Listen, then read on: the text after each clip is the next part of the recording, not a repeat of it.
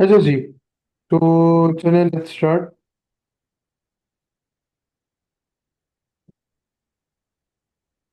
Gary manufactures a product using machine B. Gary जो है वो अपने प्रोडक्ट को मैन्युफैक्चर कर रहा है यूजिंग मशीन बी। हमारे पास ये बजटेड डेटा अवेलेबल है with respect to of this for the year ended 31 December 2019। हमारे पास total cash flow from sales हैं दी हुई हमें 800,000। टोटल एनुअल कैश आउटफ्लो जो है वो है 4,16,000। गैरी ने डिसाइड किया है कि वो नई मशीन खरीदेगा, मशीन एक्स, जिसकी कॉस्ट है 600,000, और वो मशीन बी को जो है रिप्लेस कर देगा। ठीक है, पहली चीज़ हमें समझ आ गई कि गैरी ने जो है वो क्या किया है, वो मशीन एक्स खरीद रहा है और कितने की, 600,000 की, और वो रिप्लेस करेगा मशीन वी को 1 जनवरी 2020 में। The new machine will have a useful life of 3 years. जो नई मशीन है उसकी यूजफुल लाइफ होगी 3 साल, और उसकी कोई रेजिडुअल वैल्यू, कोई स्क्रैप वैल्यू नहीं होगी। It is expected that machine x will produce the following result. और ये एक्सपेक्ट किया जा रहा है कि मशीन एक्स जो है ये हमें सारे रिजल्ट प्रोड्यूस करके देगा। ठीक है, वो कह रहे gross margin will increase by 2% in 2020 and this gross margin will remain constant. 2020 में आपका जो ग्रॉस मार्जिन है वो इंक्रीज हो जाएगा बाय 2%, और ये जो ग्रॉस मार्जिन है ये आपका कांस्टेंट रहेगा। मशीन मेंटेनेंस कॉस्ट हमारी कुछ इतनी लगेगी, 2020 में 10,000, 2021 में 2021 में आपका लगेगा तकरीबन 20,000, और 2022 में आपका लगेगा 30,000। Other operating costs excluding depreciation will be $120,000 per year. Calculate for machine X net cash flow for the following for each year.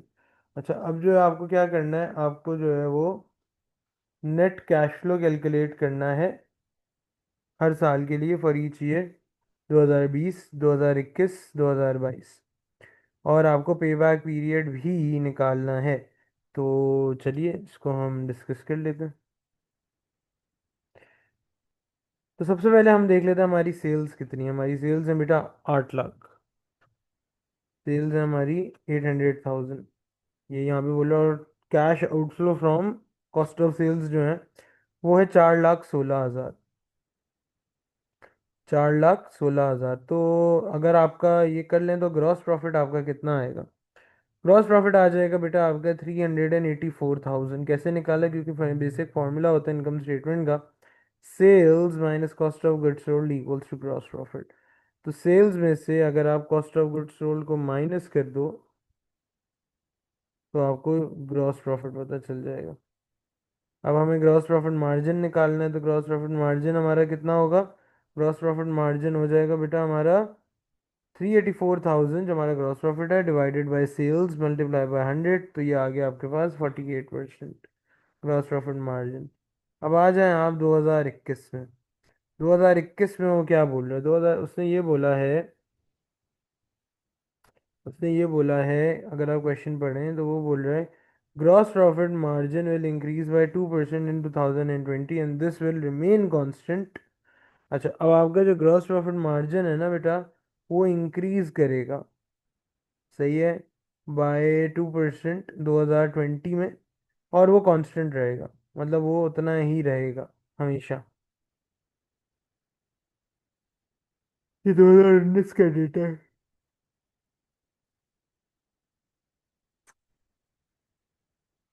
ठीक है,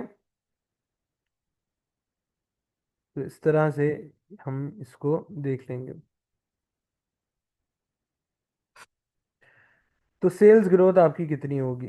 सेल्स ग्रोथ जो है वो हमारी 5% एनुअल सेल्स ग्रोथ है। ये हमें कंडीशन 1 में बताया हुआ है कि आपकी जो सेल्स ग्रोथ हो रही है वो एनुअली 5% हो रही है। ये लिखा हुआ है ना, each year sales will be 5% more than the sales in the previous year. पिछले साल के मुकाबले में हर साल जो आपकी सेल्स होंगी वो कितनी होंगी? 5% ज़्यादा होंगी।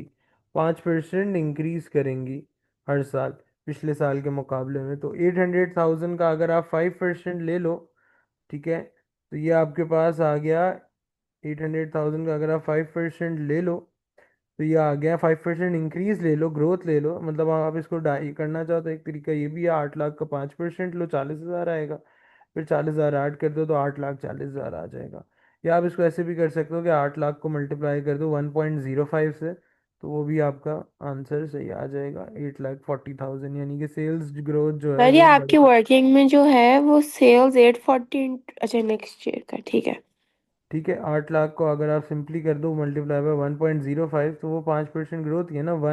100 प्लस 505, यानी कि 1.05। 1.05 से अगर आप मल्टीप्लाई कर दो 800,000 को, तो वो 8,40,000 हो जाएगा। तो ये वो बात वही है कि वो आपको 5% एनुअल ग्रोथ शो कर रहा है।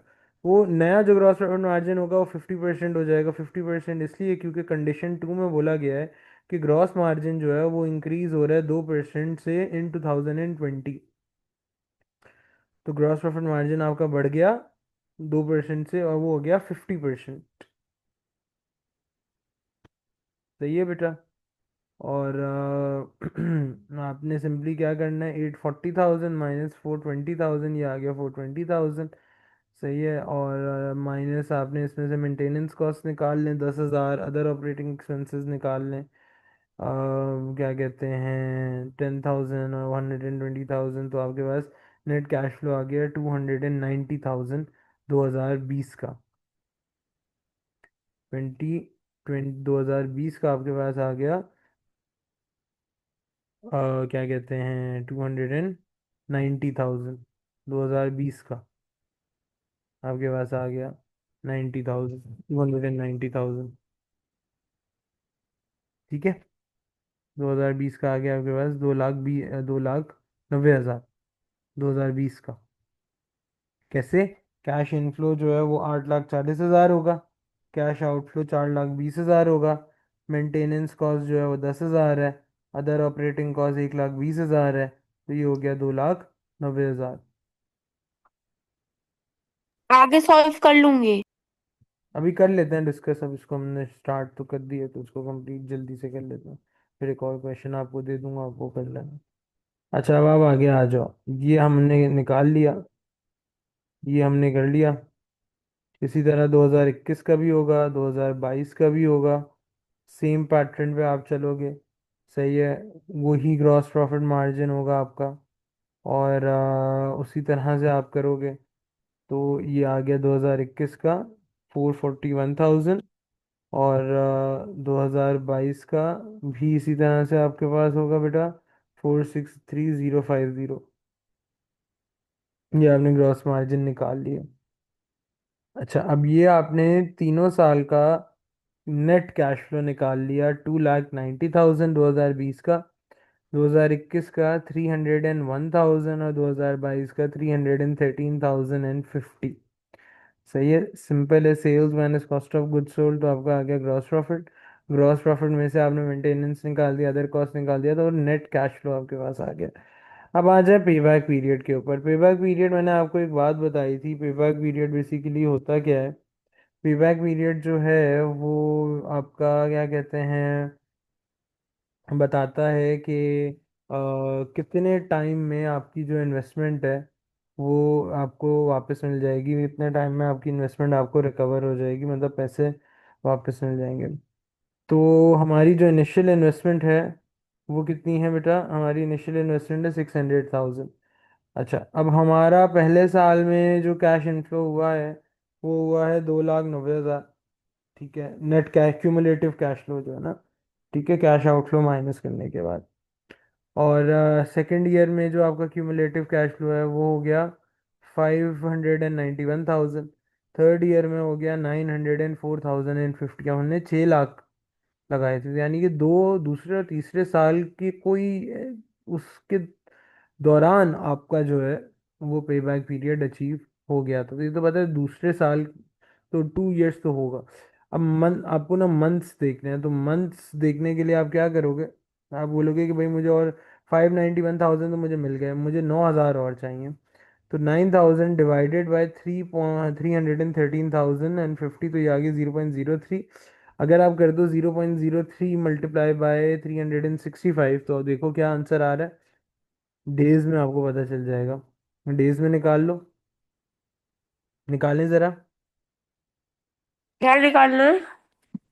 ये जो मैंने ईयर्स में बताया है 0.03 मैंने बोला है ना, 0.03 मैंने आपसे कहा है कि ये आपका ईयर्स में आ गया। मुझे डेज में चाहिए, तो इसको मल्टीप्लाई कर दें 365 से, इसको 10.95। 0.95, 0.03 को मल्टीप्लाई कर दें 365 से, जी 0.03 को मल्टीप्लाई किया 365 से 10.95 आ रहा है। मतलब 11 डेज का हो गया आपके।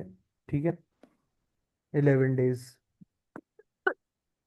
तो कितना टाइम पे बैक पीरियड को लगेगा? 2 साल और 11 दिन। 11 दिन।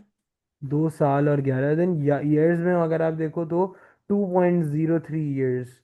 इसको मंथ में निकालो आप, 0.03 को मल्टीप्लाई बाय 12 करो, 0.36। तो 2 years and 0.36 months।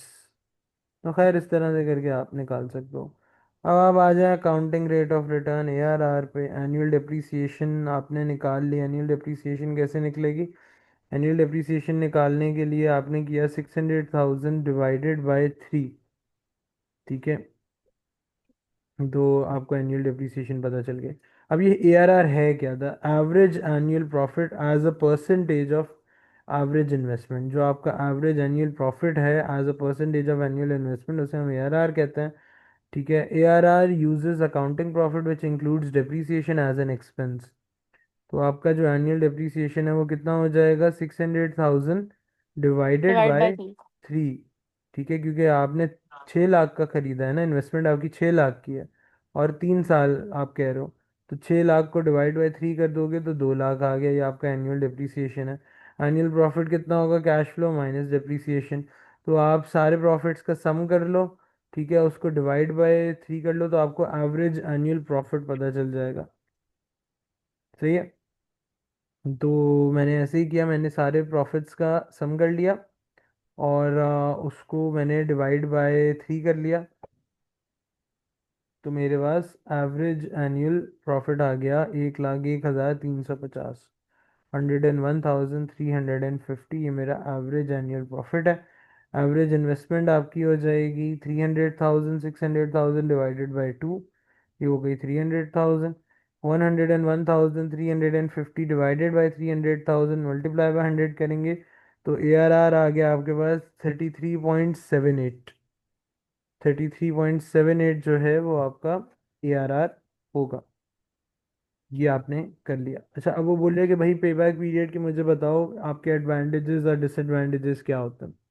तो एडवांटेज ये होता है कि pay back period is simple to calculate and easy to understand. Pay back period निकालना जो है वो रिलेटिवली आसान होता है, इतना मुश्किल नहीं है, इतना ज़्यादा कॉम्प्लिकेटेड नहीं होता। इवन जो नॉन फाइनेंशियल मैनेजर्स होते हैं जिनको इतना ये टर्मिनोलॉजीज वगैरह का पता नहीं होता, उनके लिए भी ऐसा समझना उसको और अंडरस्टैंड करना रिलेटिवली इजी होता है, इंटरप्रेट करना। दूसरा, पेबैक पीरियड का एम्फेसिस होता है लिक्विडिटी पे, यानी कि वो फोकस करता है on how quickly cash is recovered. Payback period ये फोकस होता है पेबैक पीरियड का कि भाई आप कितना क्विकली कैश अपना जो है वो रिकवर कर रहे हो, कितना क्विकली कैश जो है वो आपको वापस मिल रहा है, रिकवरी कितना जल्दी हो रही है। मसला क्या होता है, ये टाइम वैल्यू ऑफ मनी को इग्नोर करता है। ठीक है, ये डिस्काउंटिंग नहीं करता फ्यूचर कैश फ्लोज की, और ये कैश फ्लो को भी इग्नोर करता है आफ्टर पेबैक पीरियड, यानी कि जब पेबैक पीरियड आपको मिल गया उसके बाद के जो कैश फ्लोज हैं वो नहीं देखता। ये बस ये बताता है कि भाई इतने अरसे में आपको जो है वो आपकी अमाउंट की रिकवरी हो रही है। ठीक है, तो ये प्रॉफिटेबल लॉन्ग टर्म प्रोजेक्ट्स को भी रिजेक्ट कर सकता है। हो सकता है उनका किसी प्रोजेक्ट का पेबैक पीरियड लंबा हो, लेकिन उस पेबैक पीरियड के बाद बहुत फायदा है।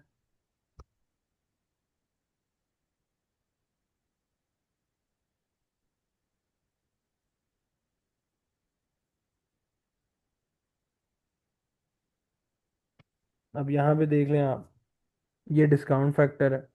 डिस्काउंट फैक्टर है बेटा पहला जीरो, जो ईयर है आपका यानी कि इनिशियल इन्वेस्टमेंट, उसको तो आप डिस्काउंट फैक्टर वन से ही मल्टीप्लाई करोगे। फिर आपने कहा 2,90,000 का कैश फ्लो है और डिस्काउंट फैक्टर 0.909 होगा, तो 290,000 मल्टीप्लाई बाय 0.909, ये हो गया 263,610।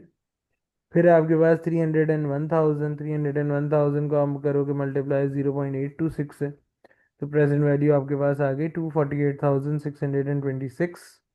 फिर है कैश फ्लो आपके पास 313,050, इसको आप मल्टीप्लाई करोगे 0.751 से, तो आपके पास आ गया नेट प्रेजेंट वैल्यू 235,101। टोटल किया एनपीवी आ गया 147,337।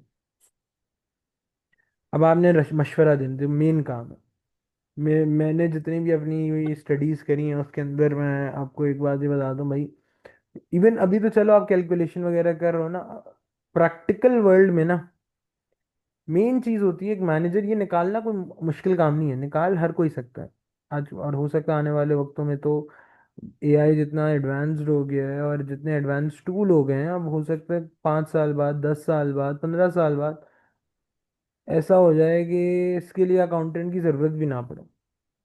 मेन काम पता है क्या होगा? डिसीजन मेकिंग, डिसाइड करना, डिसीजंस लेना कि भाई करना क्या है। अब आपने को आपके सामने रिजल्ट्स हैं, आपके सामने डेटा है, आपके सामने सारी चीज़ें हैं। अब आपको डिसाइड करना है कि भाई करना क्या चाहिए बिजनेस को, ये प्रोजेक्ट में इन्वेस्ट करना चाहिए या नहीं करना चाहिए, क्या ये प्रॉफिटेबल है या नहीं है प्रॉफिटेबल। तो अब आपने वही वाला काम करना है, बीइंग अ मैनेजर। आपको बताना है कि क्या गैरी को परचेज करना चाहिए मशीन एक्स को।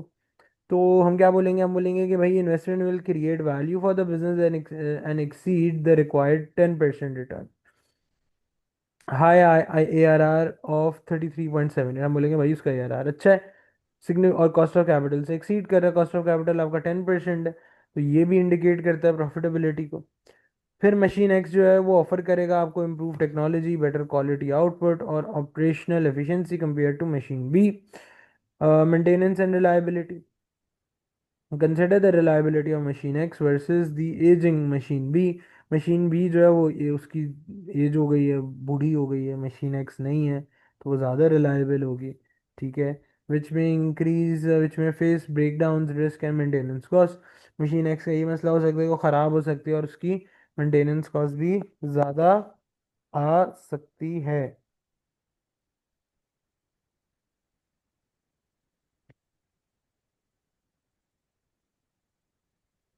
तो हमने कहा कि हाँ भाई करना चाहिए उसको।